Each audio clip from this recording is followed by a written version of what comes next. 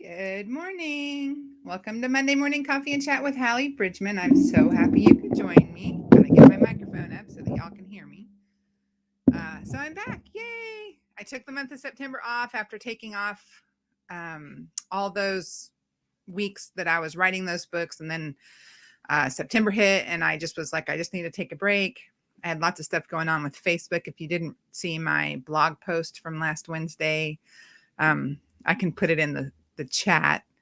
So, yeah. And then last week I was at the Novelist Inc. conference in St. Petersburg, Florida. And I am on the Novelist Inc. board. So I'm putting this in the chat for the link to my Facebook drama. And so I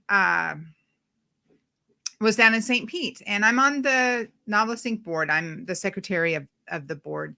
And so this is my third Novelist Inc. conference. And it's the one that I have determined that if I ever miss a conference in a year, it's not going to be that one. I was the director of the Kentucky Christian Writers Conference. And if that conflicted with NINC, I think that I would go to the NINC one.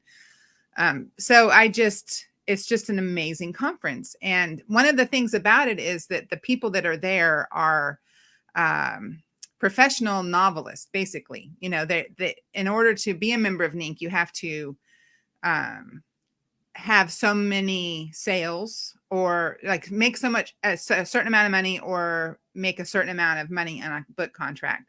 And so the people that are there are already established novelists. They're fiction writers, and so now they're there to learn like the next step, versus a lot of the other conferences that I teach at and that I go to. A lot of them have like levels of, this is for beginning writers, and this is for, kind of middle writers, and this is more advanced. NINC is all advanced. And so the people that come there are ready to teach like to the advanced level. And so that's why I like it so much, because it's like I go there and I'm not I'm not teaching. I'm being taught, I'm being fed. So yes, the Facebook drama was unnerving. The most unnerving thing about it was the fact that they called my house, and it's not a listed number. It's nowhere associated with Facebook, and it's not even like a phone company number. There is no way for them to have that number, but they had it.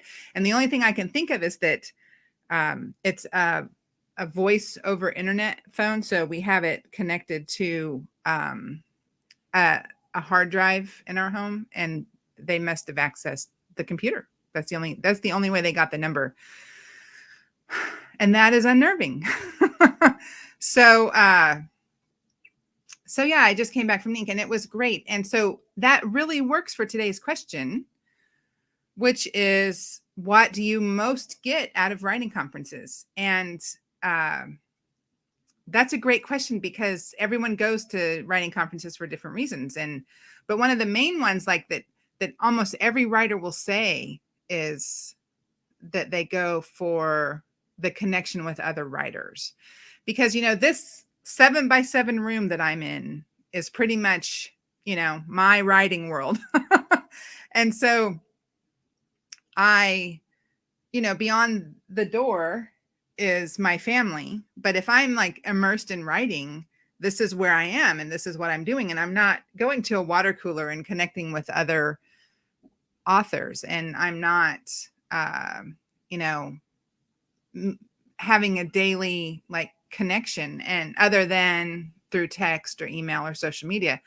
And so to be able to go to a writers conference and connect with other writers is honestly, truly like the best part of writing conferences. I mean, I love that I went to NINC, and I have, a Scrivener file filled with notes from every class I went to. And I created a to-do list that came out of that conference.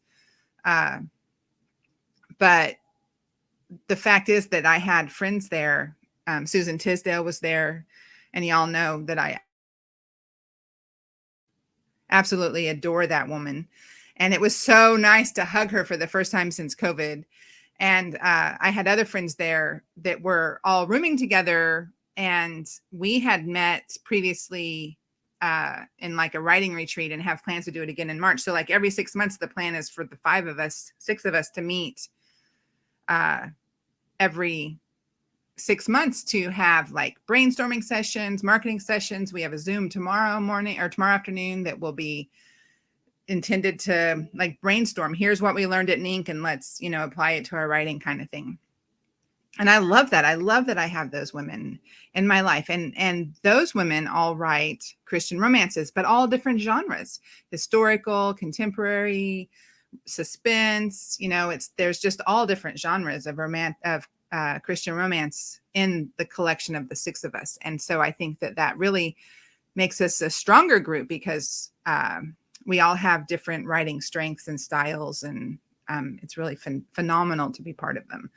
And so, and that group formed from going to NINC 3-4 years ago.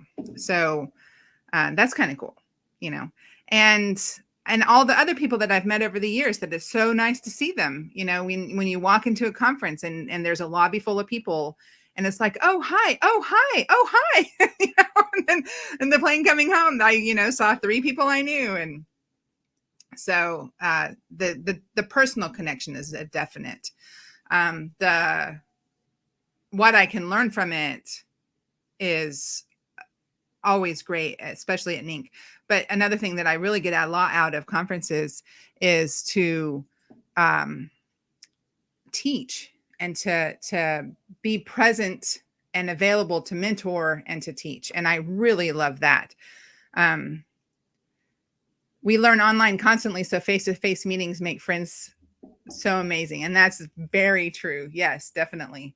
And it's so strange how, some people that I see at writing conferences, I see only once a year or once every other year, but it's like, my soul is fulfilled when I get to like be in person with them and hug them and say hi.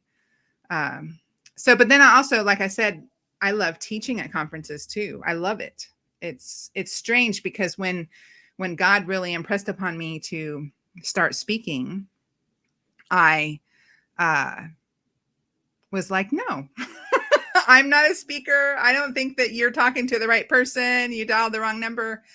And I actually God was really pressing on me as I was developing my website to create a speaking page. And I was like, I don't think that that's really the right thing for me to do. And I actually got up and went and mopped my kitchen. I was like, I'm not doing a speaking page. I'm just, and then I went back and I was like, okay, fine, I'll put a speaking page, but no one wants me to speak.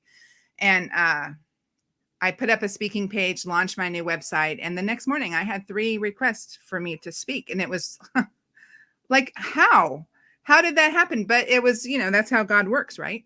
And so, speaking and teaching is something that I have found is really something that I am really good at and I really enjoy doing. And in fact, coming up, the next time I'm doing it is at the Capital Christian Writers Fellowship has a conference coming up that's actually free. And so I'll put that in with the blog post about this. If you want to find it, I'll put the link up because that's kind of cool. I probably could find it really quickly right now.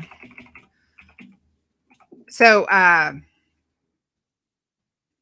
am back to work. I have my edits came back from my editor for the first book in my Love and Honor series that's coming out with Ravel in September. And so I have a little bit more work to do on them, but I'll finish them today and get them back to my editor. And then book 2 will go to her on Friday. And I'm so excited. And next Tuesday is the release of the Save the Date collection. And so that one is kind of a bittersweet release because we started with 12 authors and 2 died. Marian Uckerman died of COVID and Shoshana Gabriel died after complications from a surgery. And it's the most surreal, strangest thing ever. And this group, we have 10 authors left and we're just kind of immersed in grief right now and trying to figure out how do we joyfully market this collection that we've worked for a year. It went live the pre-orders went live in November. So by the time it publishes, it will have been 11 months of this process. And it's the joy has kind of been like kind of drained from the project, but we're really praying that it's hugely successful just in the memory of Marion and Shoshana.